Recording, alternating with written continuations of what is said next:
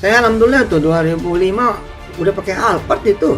Alphard masih 8 biji kali 2005. Padahal waktu itu saya masih miskin. Sampai tahun 2005 saya belum punya toilet. Di rumah tuh belum ada toilet. Dan masih tanah, belum keramik. Dah tua pun bodoh.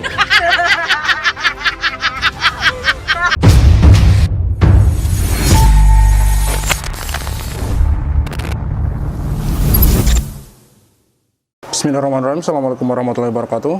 Kembali lagi bersama saya Al Walid. Sahabatku, saudaraku, subscriber Cahaya Islam. Kita akan kembali menyimak video dari Arah Kebenaran Channel ya. Di sini saya berterima kasih sekali kepada admin YouTube Arah Kebenaran, siapapun Anda. Karena di sini dia mengulik atau mengungkap secara detail perkataan-perkataan Yusuf Mansur yang kontradiksi, maksudnya yang bertentangan antara satu dengan yang lain. Di sini Yusuf Mansur menyebutkan tahun misalkan di sini tahun 2005, namun di tahun yang sama ini penjelasan Yusuf Mansur itu berbeda gitu. Di mana di lain waktu dia mengatakan bahwa di tahun 2005 dia memiliki 8 biji mobil, namun di waktu yang lain dia menyebutkan bahwa di tahun 2005 dia sedang susah-susahnya, bahkan toilet saja belum punya gitu. Oke, tanpa perlu kita panjang lebar lagi, langsung saja kita simak video berikut ini ya. Bukti kebohongan Yusuf Mansur kian terlihat jelas. Berbagai jejak digital terus bermunculan. Hal inilah yang menunjukkan siapa yang benar dan siapa pembohong dan pemelintir fakta di dalam kasus Yusuf Mansur dan Puspo Wardoyo.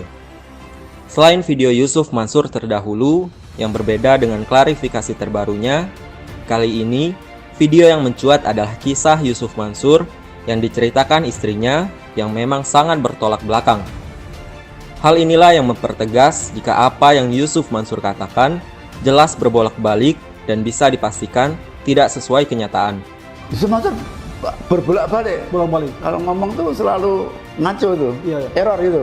Iya. Saya dengar sebelum Bapak memberikan mobil kepada Yusuf Mansur, itu Bapak juga yang membawa Yusuf Mansur untuk diperkenalkan kepada media-media, Pak. Saya pernah diminta tolong lah sama Yusuf Mansur, Pak tolong saya dikenalkan. Ya dia pengen populer gitu. Populer juga. Pada tahun 2005 saya dengan izin Allah Subhanahu wa taala dibawa ke televisi oleh seseorang yang menganggap bahwa itulah pertama kalinya saya ke televisi. Tapi saya sudah masuk TV dulu sebelumnya dan bahkan sudah ada di radio, ya salah satu radio paling terkenal sepanjang tahun 2004.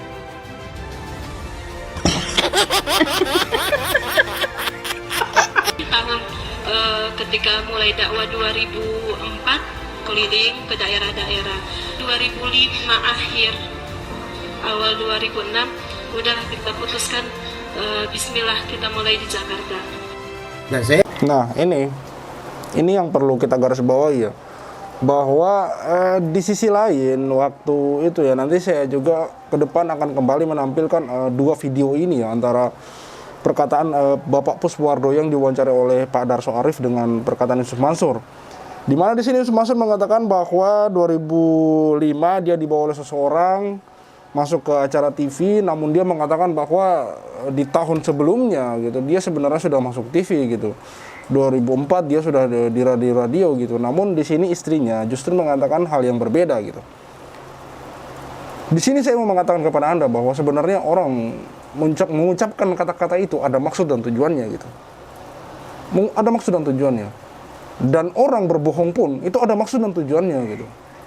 Ini untuk kita semua gitu ya, bahwa orang, saya sekali lagi mengatakan bahwa orang mengucapkan kata-kata itu ada maksud dan tujuan dari kata-kata itu. Orang berbohong pun itu ada tujuannya gitu. Orang berbohong itu buat apa gitu. Ya seperti yang Anda lihat lah. Ya di sini jelas sekali bahwa di sini Yusuf Mansur mengatakan bahwa 2004 dia sebenarnya sudah malang melintang, dia sudah masuk di TV lah, sudah di radio-radio gitu. Namun istrinya justru mengatakan yang sebaliknya gitu. Oke, kita lanjut ya. Saya memang naik motor ketika beliau bilang masih miskin, dan saya terima. 2001 saya itu udah setrika mobil. Bukan berarti saya datang 2005 itu ada motor. Nah ini saya hati-hati ngomong begini nih, takut sombong gitu. Saya juga lihat, saya bukan bilang miskin, tapi kondisi nggak ada apa-apa gitu. Rumah itu tidak ada mobil itu nggak ada. Malah 500 meter. Dan beliau juga ngomong sendiri, ini sedekah dari orang. Iya. Jadi ketika pada saat suami ngedrop, pernah dulu di tahun 2000 kalau nggak salah pada saat lagi jatuh-jatuhnya kan Ustadz jatuh tuh tahun 99. Jadi tukang potong ayam yang gajinya sehari cuma 15.000. Padahal itu 15.000 hanya untuk sewa motornya aja. Untuk kita belum lah selama menjalani rumah tangga 7 tahun pertama itu ya cukup membuat saya tegar lah. Saya alhamdulillah tuh 2005 udah pakai Alphard itu. Alphard masih 8 biji kali 2005. Ada waktu itu saya. Nah, istrinya mengatakan di 2004 sedang jatuh-jatuhnya, sedang sulit-sulitnya. Kemudian dia mengatakan bahwa di 2005 dia sudah punya Alphard gitu. Oke, kita lanjut sebentar ya. Pada waktu itu saya masih miskin. Sampai tahun 2005 saya belum punya toilet. Di rumah tuh belum ada toilet. Dan masih tanah, belum keramik.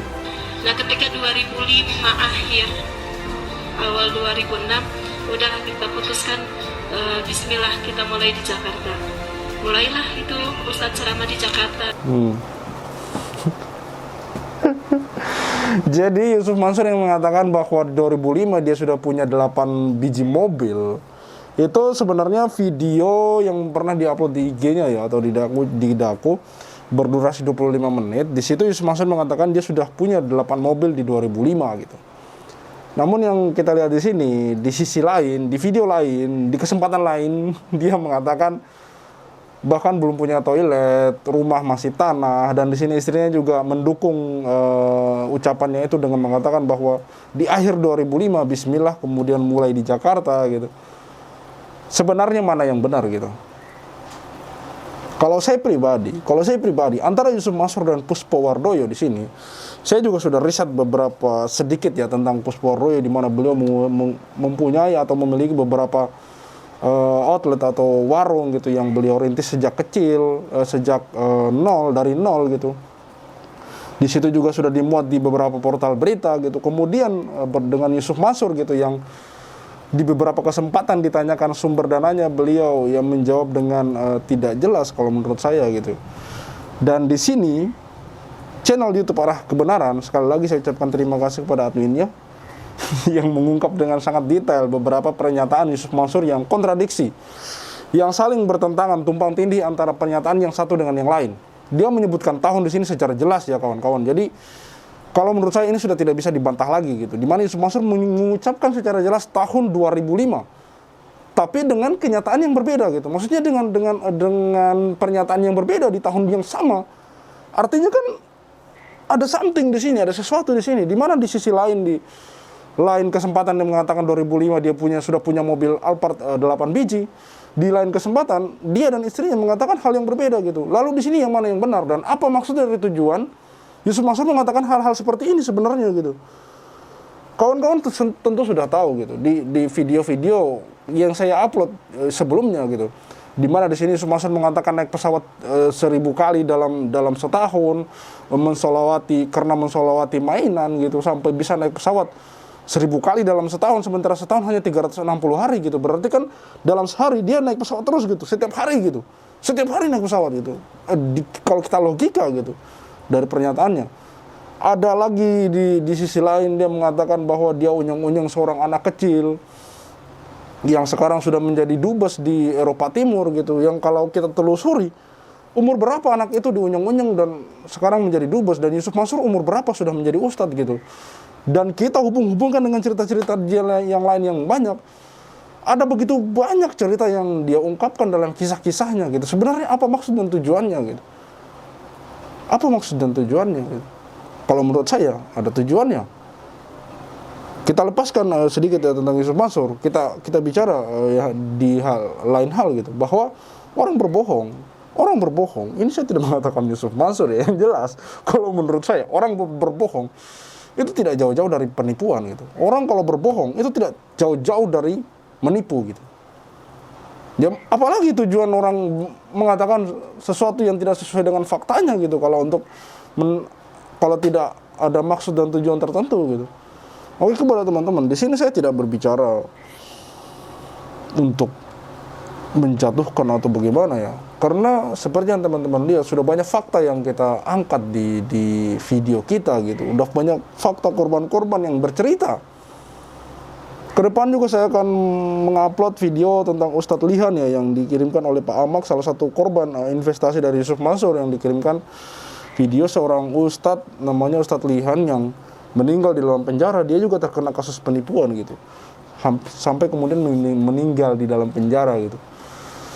Saya akan upload juga videonya gitu, bersama dengan video potongan dari beberapa pernyataan dari Bapak Puspardo ya, wawancara beberapa waktu lalu dengan Pak Darso Arif, yang mengungkap berbagai fakta menarik mengenai Yusuf Mansur ya.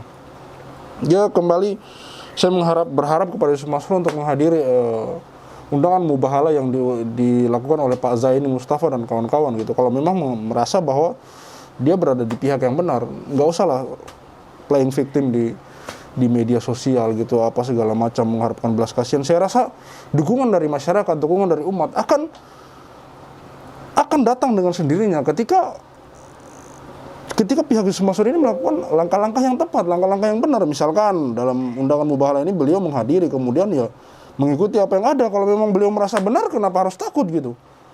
Kenapa harus takut gitu?